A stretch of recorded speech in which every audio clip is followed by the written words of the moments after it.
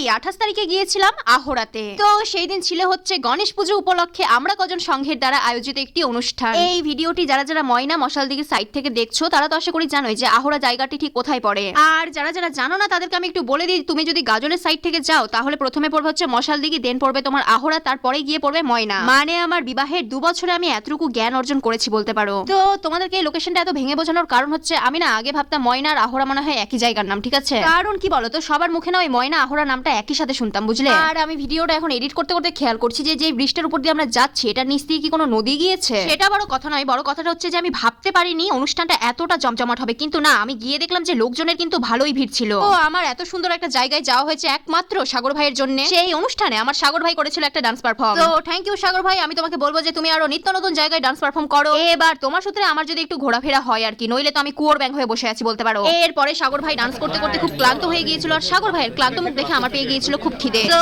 আমি অর্ডার করে নিলাম একটা ঝাল ছাড়া ঝালমুড়ি। কিন্তু এই অনুষ্ঠানে গিয়ে একটা ভীষণ খারাপ বিষয় আমার সাথে ঘটে গিয়েছে। তোমরা তো জানোই গাইস, আমি ছোট সুন্দর ফুলের মতো বাচ্চা একটি মেয়ে, আমার বয়স 22 কি 23। তো এই বাচ্চা মেয়েটার পছন্দ হয়েছিল এই পেঙ্গুইনটি, কিন্তু রাজ আমাকে কিনে দেয়নি রে ভাই। রাজ আমাকে বললো যে তোমার মাথার গরমে এই পেঙ্গুইনটি ঠিকঠাক মতো থাকতে পারবে না, বুঝলে? তুমি বরঞ্চ উঠ কেন, উঠ, তোমার ঘরে ওটা ভালো সার্ভাইভ করতে পারবে। মানে আমি বুঝি না, আমার বর সব জায়গায় আমার সাপোর্ট টানবে কি আমাকেই বলে রোস্ট করে থুয়ে দেয়। দূর ব্যাং, আর ভালো লাগছে না। তো আজকের ভিডিওটা এইটুকুই।